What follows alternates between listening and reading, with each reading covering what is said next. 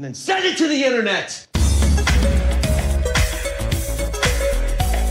Hello, and welcome to Are You Karate Kidding Me? Your source for recaps and reviews of Cobra Kai and items of interest from all around the Miyagi-verse. Yes, we hang out in the Miyagi-verse.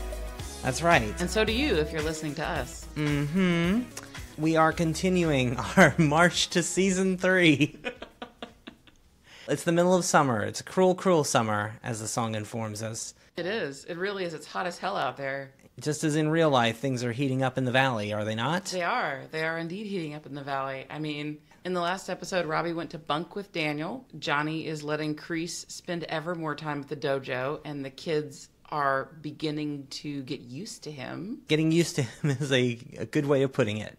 We also know that while Sam and Miguel are not over each other, Sam is beginning to strike up a rapport with Robby as they learn the wheel technique. Today's episode revolves around Valley Fest. That's right. Should we just jump right into it? I think we should. All right, well, let's get started with Cobra Kai, Season 2, Episode 3, Fire and Ice.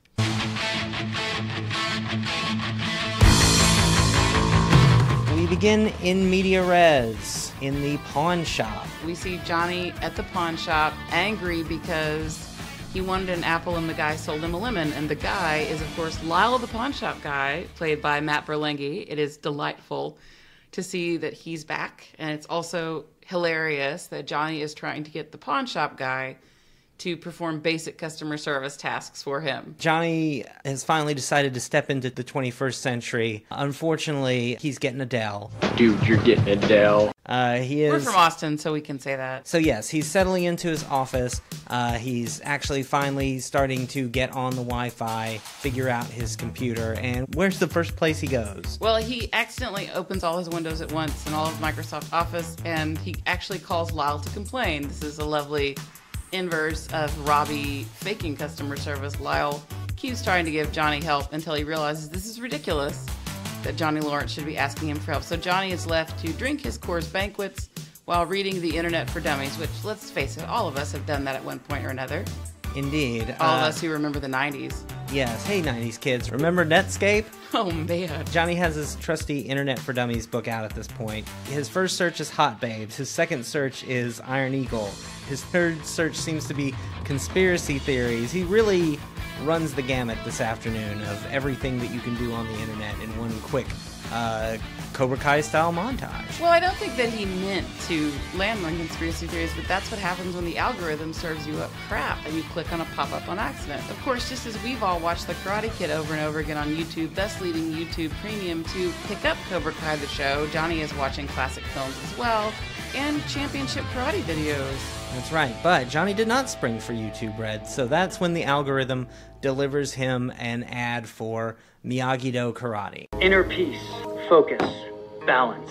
These are just some of the skills that you will master when you join Miyagi-Do Karate. I'm Daniel LaRusso. That's right. His face at the realization that Daniel LaRusso is doing this. And also, how on earth did Daniel get footage of the tournament? I think everybody's got footage of that tournament in the ESPN's got the footage of that Miyagi-verse. tournament, right?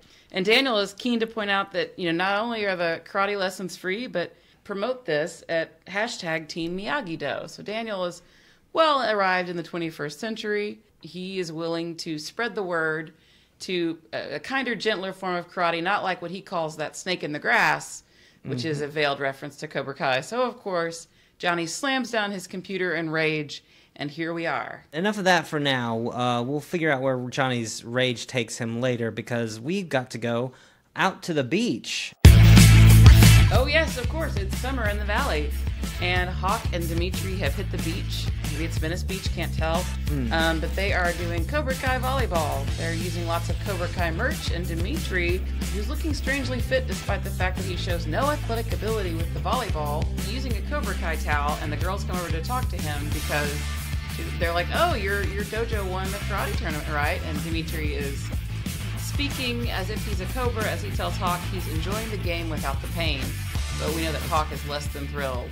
That's right. Well, the babes come over and Dimitri takes the opportunity to do a little targeted advertising of his own for himself as a member of Cobra Kai. Who isn't? This gets under Hawk's skin, which Hawk would obviously know something about with his full back tattoo. But that's when Miguel comes over. Looking very sober. Hawk thinks that Miguel is moping about Sam, but Miguel says no, he's just learned something about Robby Keene, i.e. what we know from last episode. Miguel saw Robby's picture on Johnny's fridge. Mm-hmm. Also, we learn that Hawk's like... Is this about his rap sheet? My parents read it online. I think it makes him more badass. So, like, what is on Johnny's rap sheet? What is on Johnny's rap sheet? What do we think? Public indecency. Public indecency, we know. Indecent exposure for peeing in public. Because sure. Obviously, this is something he does when he's upset. Oh, disturbing the peace, for sure. Definitely disturbing the peace. Assault and battery? I'm just walking out on a limb here. Yeah. Oh, plenty of assault and battery. Yeah, so public intoxication, potential indecency. Yeah, I don't know. Maybe by now he's been indicted for internet porn on salacious. Never mind. Strike that.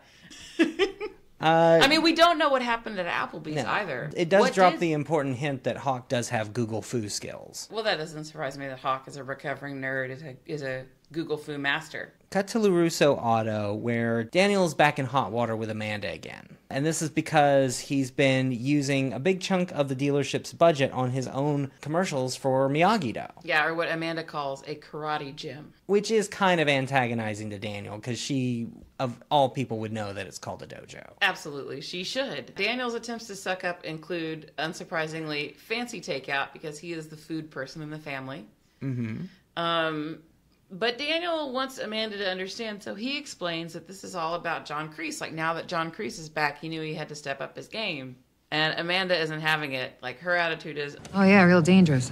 Geriatric karate coach. Once again, Courtney Hengler brings us down to earth, or at least earth as it should be, even though Daniel is not wrong for being afraid of John Kreese, in my opinion. About that time is when Anoush comes over. Yes, Anoush. Once again, Danadute is back as Anoush. He shows up to let Daniel know that he's seen the ad, and oh my gosh, look at those YouTube comments. Anoush is here to let us know that he does not appreciate being assigned to the North Hollywood location of LaRusso Motors, and to let us know that Daniel's taking heat on YouTube for cultural appropriation. Yes, one of the nicknames that the commenters have given Daniel is Daniel the Racist, which you might appreciate this. When I was writing my notes, I almost wrote Daniel Das Racist. We're at the Pizza Hut. What? We're at the Taco Bell. What? We're at the combination Pizza Hut and Taco Bell. Back to Cobra Kai. We are at Cobra Kai, and the kids are stretching out before their lesson, and Hawk lets Miguel know that it's true, he did a deep dive on the internet, and Robby is Sensei's son. This is definitely a point of concern for Hawk and Miguel, and really any Cobra Kais that know about this, because, as Hawk says... It explains why he's giving us shit for kicking Keene's ass at the tournament. Show no mercy, unless it's his son. Exactly. But no one really has time to react to that, because Aisha comes over and explains that... You guys, have you seen the commercial? Sam's dad started his own dojo, and he disses Cobra Kai. It looks like everybody's abuzz about this hot new commercial. It's so under Johnny's skin and bruised his ego that he's going to show the ad to John Kreese. So they're standing in the office looking at the ad, and Kreese says, "This is an act of war. It demands an immediate response." So we see that while Johnny has maintained a relatively firm and pensive stance toward Kreese, when his ego is bruised, he will let Kreese in. And then we cut to Miyagi-Do, where Sam and Robby are sparring. Sam and Robby are sparring. Robby lets us know that he is thrilled with his new Arthur Fonzarelli-style accommodations. Not quite above the LaRusso's garage, but definitely in the LaRusso's house. Yeah, and in Daniel's old home dojo. Meanwhile, we see Daniel coming over, and he's going to start their lessons, but lo, here come two young men eager to try out Miyagi-Do and its free karate lessons. And Daniel's super excited. He lets the guys know that, sure, they can get started. He's got all the implements for their chores right over here. And they're not sure about that. But looking like the happy cult members they are, Robby and Sam smile, and Robby says, "Keep an open mind, guys. It'll all make sense later." Daniel tells them, in order to fully learn Miyagi-Do karate, you have to unlearn your misconceptions about what constitutes training. You must unlearn what you have learned. and directs them over to the paint buckets and tells them to go start painting the fence, to which the new potential recruits immediately catch on to this, and this was all just some scam to get kids to do your yard work, huh? They're too cool for school, and they decide to abandon ship and head over to Cobra Kai, the badass dojo across town. Yeah, Robby and Sam try to convince them to stay, but these guys are not into a free karate cult with chores. It's sort of like Scientology, but with kicks.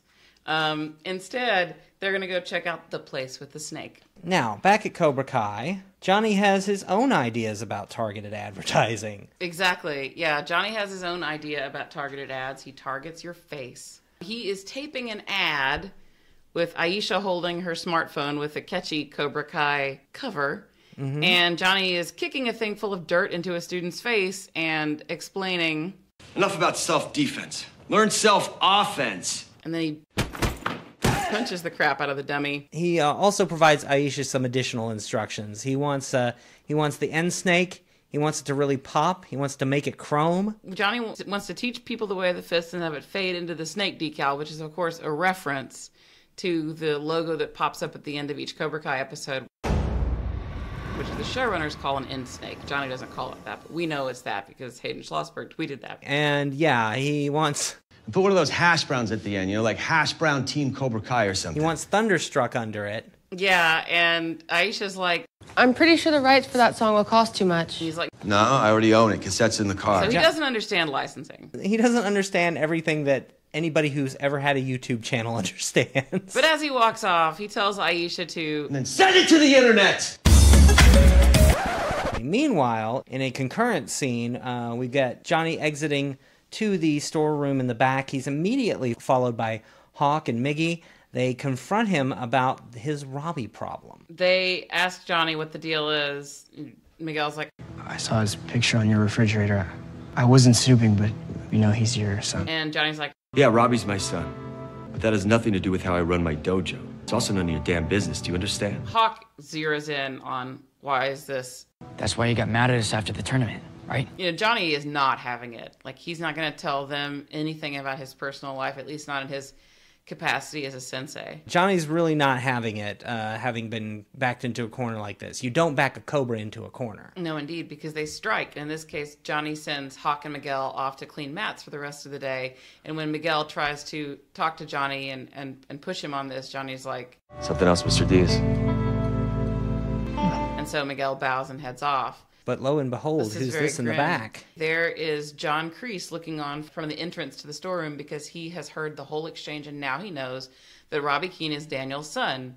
So not only have we learned that Johnny really can't take being asked about Robby, and rightly so, Johnny was right to correct them. It wasn't a double standard. He just didn't realize it until he saw Robby being pounded. We also know that Johnny has a storeroom that he can go into, which I've never seen before. Well, this is a new set. This is the beginning of a new set. So we've got the proper Cobra Kai dojo area, and now we've got this, what should we start calling it? Well, I will ultimately call it the Vietnam room. I'm trying to think of a less culturally sensitive way to call that room other than the Nam room. Like, Vietnam deserves better than to be associated with a certain chapter in a certain evil sensei's life. So you were in Vietnam? Yeah. Were you in the shit? Yeah, I was in the shit. Back to Valley Fest, we have Daniel walking up carrying a box of LaRusso auto supplies. They're preparing to set up their usual promotional station. They're a big sponsor, and that's where they get so much of their business. Daniel, meanwhile, is still obsessing about Miyagi-Do. He's still bummed out because those kids earlier bailed on him to go to that quote-unquote dojo with the badass snake across town. So he's discussing it with Amanda, and Amanda suggests that Daniel give a demonstration of some sort. She was kind of doing one of those half-joke kind of things, but Daniel obviously takes it to heart, and he wants to eat up even more of LaRusso Auto's resources and time at Valley Fest by staging a Miyagi-Do-centric karate demonstration. When Amanda tells him, No, Daniel, I was kidding. He's like, this is an opportunity to synergize, which is a word that proves that Daniel is definitely from the 80s and drank a lot of the corporate Kool-Aid that was going around then. Meanwhile, back at the Cobra Kai strip mall, Johnny's locking up when walking out, when who does he meet outside but homeless Lynn? Ah!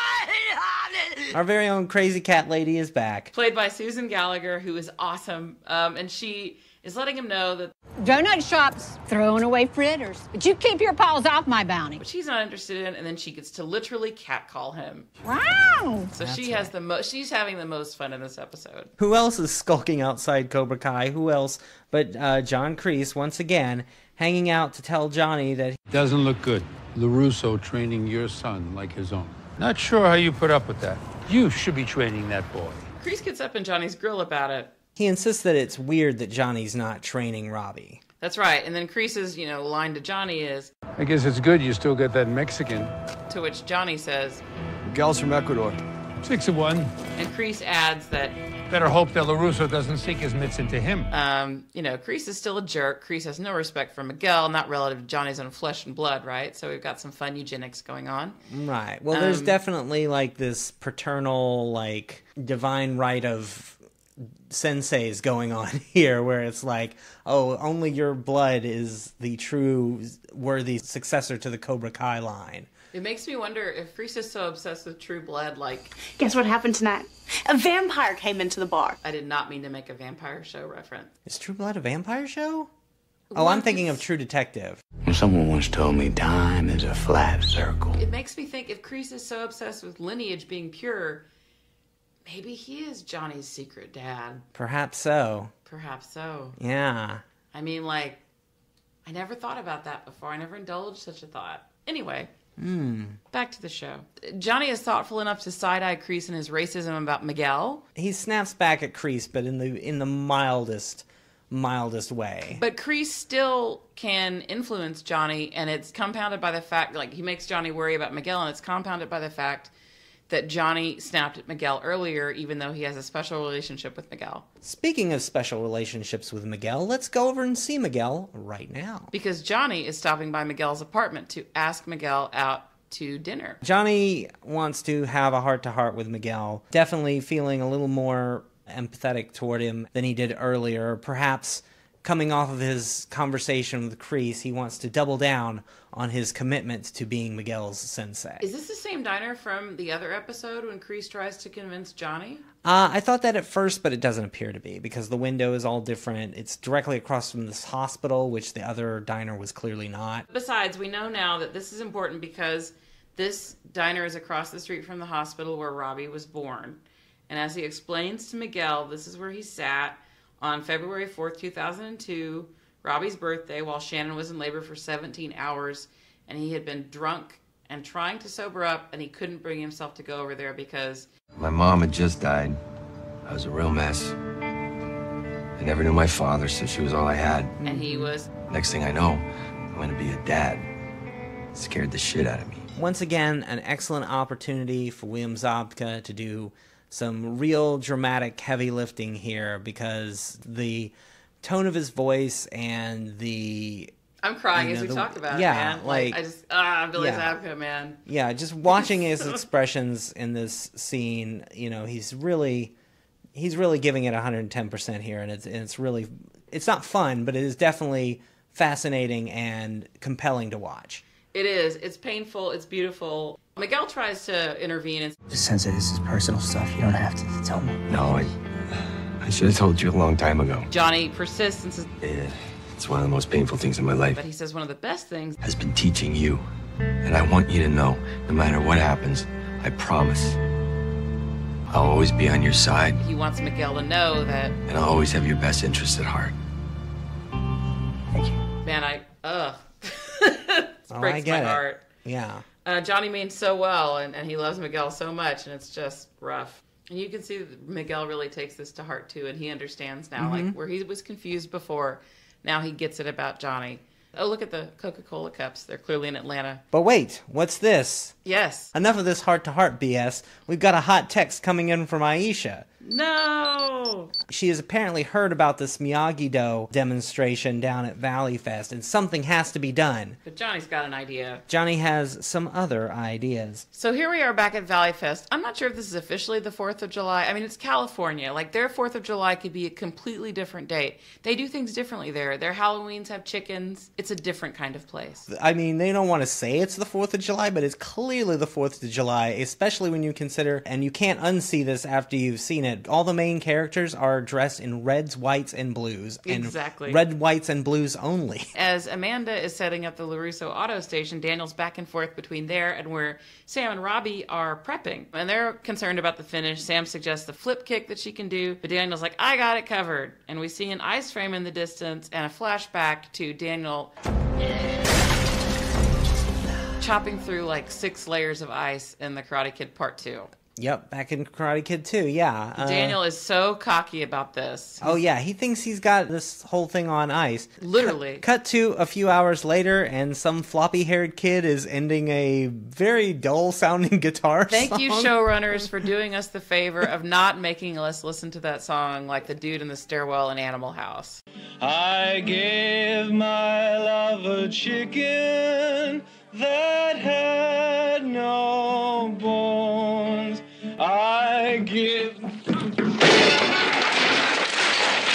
Meanwhile, it is time for the LaRusso Auto-sponsored demo from Miyagi-Do. That's right, the Miyagi-Do demo, brought to you by LaRusso Automotive, your #1 source for luxury cars in the Valley. Here they come. Our trio of Daniel, Robby, and Sam come out and bow and begin their demo. That's right. It's time for a very artfully lit, really high concept kind of like karate dance choreography. Cirque du Soleil. Some real Cirque du Soleil shit. That's right. You know, and I want to know where Daniel got that die-cut light thing of the bonsai tree, and I also want to get one for my house. I think it's pretty easy to get the die-cut bonsai tree. I think those come standard with the projectors when you rent them from the gear rental place. Especially in California, right? Exactly. Yeah, you can. It's sort of it's like... It's part of the set. You get the alphabet and you get a bonsai tree. Bonsai tree. Exactly. Well, no, it's like Texas. In Texas, when you buy merch, right? Either you buy University of Texas merch or Texas A&M merch. Either it's going to be burnt orange or it's going to be maroon. So when you get but your in the projector, Valley, it's either going to be a bonsai tree or a Cobra. Exactly. We have Longhorn merch here. Anyway, moving on. After Daniel whips out the bow and maneuvers around with the stick, we see that Raymond from the first episode, played by Paul Walter Hauser, is there and narrating the fight to the woman standing next to him, explaining that the bow is what Donatello used to use. This is my favorite turtle. Also, he's wearing a very flaggy shirt, which technically violates the U.S. flag code, but I won't linger on that. But important note, Raymond, played by Paul Walter Hauser, who we thought was just a fun cameo in episode 1, he's an ongoing concern now. He is. He's back. And he seems really into the Miyagi-Do performance, at least at first, even though his knowledge of karate extends only to the Ninja Turtles. I like turtles. Because, as he's already explained to Daniel in his prior appearance, his mom wouldn't let him do karate. Even though he's being generous and into it, no one else in the crowd seems to know what to make of this because they're not actually fighting or doing anything. The crowd is a bit befuddled by this high-concept karate demo that features lots of kicking, but no faces of which to be kicked. As polite applause happens before the finish, Daniel looks very proud and gratified. He's happily rolling out his ice frame for the big finish when, in the distance, suddenly a rumbling.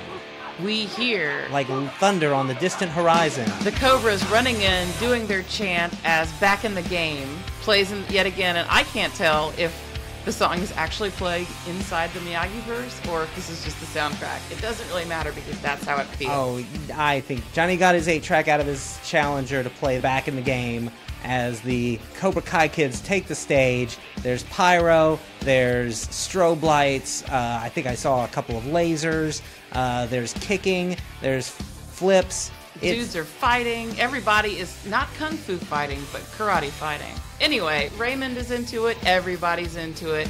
Everyone's shaking their glowing light sticks and yelling. I think I just saw the sensei from Topanga Karate, the rabbi in the audience. Oh yeah, Sensei Rabbi's really into it. And Hawk pulls Dimitri up out of the crowd. I think Dimitri didn't expect it at all and has him hold the board while Hawk breaks it. Dimitri has a look on his face of pure stupefaction, and then everyone throws merch into the audience.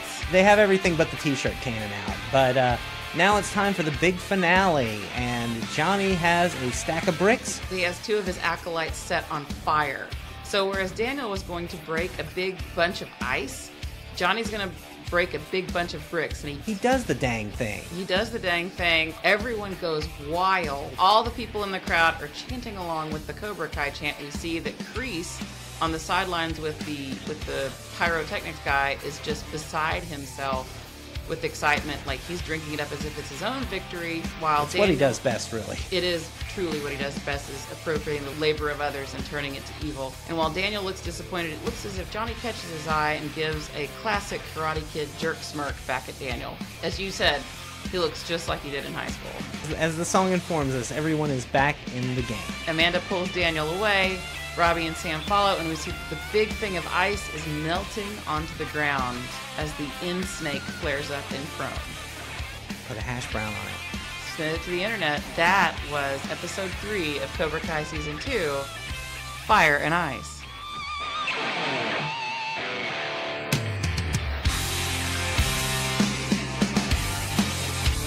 So, Jenny. Colin. What'd you think of this episode? Man, this episode had me squirming. Yeah? Yeah, I don't like it. From the drama? Yeah, I don't like it when they go again. I mean, like, I know that's the story. Mm-hmm. When the battle is so pitched and Johnny's being a dick to Daniel, I don't really enjoy that. Although, it was fun to see Daniel so cocky and then taken down a notch. Oh, yeah. Like, Daniel is being driven by the wrong things here still. It's like he hasn't learned the lessons from Mr. Miyagi. And Johnny had so much wisdom at the top of the season, gained from that emotional journey he went on during the tournament. And now he's becoming petty because Kreese is appealing to his ego and he's feeling vulnerable to Daniel. So both of them are being jerks and it's painful, but it's also highly entertaining. I mean, if I had to sum this episode up in a sentence, I would say that it's showing us our best characters at their worst and our worst characters at their best. What worst character is at his best or her best? How far can we push this metaphor? Well, it's tricky when you're talking about Cobra Kai, since we've got both anti-heroes on one side. And the anti-hero's anti-hero. And the anti-hero's anti-heroes on the other side. The show takes great labor to show us there are no real heroes or villains in the Valley. You're goddamn right. But it shows us Johnny and Cobra Kai and Kreese and Miguel, they're all hitting kind of a high here. Their last episode, they were really kind of strutting around and feeling their oats, and then this episode is doubling down on that, really. Like you said, Daniel is normally a pretty morally forthright person, but pulling resources away from the auto group that he's built up with Amanda without asking Amanda or really consulting anyone in the auto group in order to pay for commercials for a side business of his is really not cool, man. That's small business owner 101. Don't rob Peter to pay Paul. Synergy is a vacuous concept. In other words, something of that nature. Like I said, if he had had buy-in from Amanda, it would be a completely different situation. Fair. If the dealership was really a top-line sponsor of Miyagi-Do, that would be a different situation. But it's not. This is his hobby, not his job. And if he really wanted it to be his job, he could have done that, but he didn't. I mean, the thing is, Johnny has reasserted control of Cobra Kai. Mm-hmm. But he is vulnerable to his ugly feelings toward Daniel. And Daniel is much more well-heeled than Johnny. Mm-hmm. In reality, if he had truly fully grasped Mr. Miyagi's lessons, he would patiently wait and let his good news spread by training Robby and Sam, going maybe to Anthony's friends. Mm-hmm. But instead, he is spinning and trying to make himself the anti-model of Cobra Kai, rather than looking inside for his own self-definition. So it's funny because both of them are just so driven by their egos, and the only people who stand to benefit from that are people like John Kreese, who is twisting Johnny's own feelings and taking advantage of everything that he can to make Johnny insecure, I think. I agree. I also just want to note that it's great to see these characters from season 1 again, like Lyle and Homeless Lynn. Yeah. And, going forward, it would be great to see some of them become critical to the plot in a sneaky way. Something about Homeless Lynn just turns out to help Johnny solve the big problem in the end game of the show, or in the heightening of the show. It's really cool to see these characters again. I don't know which episode I mentioned it in, is maybe probably the season 2 recap. But yeah, we check in on everybody except for maybe Yasmin. But Yasmin's in France for the summer. Well, I'm just saying. Also because Annalisa Cochran is off doing other fun stuff. Yeah, I'm sure. But my point is, the show does a really good job of at least giving us one scene with most of the characters from season 1, except for maybe a few of the people on the Karate High Council. The Karate High Council? Yeah, the All Valley Tournament Board. Oh, I see. Yeah. It's like Game of Thrones. They select the new king, and they plan the All Valley Tournament. That's right. Oh, see, maybe that's what Kreese is doing. He's playing the game of dojos. Yes, the game of dojos. Amazing. It's also remarkable to me that we don't get that many Easter eggs in this episode. I mean, they don't really have a lot of time to cram a lot in, except, of course, at the end where we see Daniel referring back to his blocks of ice. And Johnny, we've never seen him strike a flaming brick before, but this is totally in character that Johnny would do something like that, and is such a echo of 80s Cobra Kai and their showmanship. This is definitely Cobra Kai back at its height, back at its strongest. The whole gang's back, and, you can really tell. But I think that will do it for this week's episode, and we will join you again in 2 weeks for our next episode, which is Cobra Kai Season 2, Episode 4, The Moment of Truth. The Moment of Truth. Will it be a moment of truth? You'll have to wait and see. Will they play music? I guarantee you they will. Will Joe Bean Esposito perform on The Moment of Truth? Hopefully. One can only hope. At any rate, I have been Jenny Carlson. And I'm Colin Canaday. And until next time, we'll see you around the Miyagi-verse. See you around the Miyagi-verse.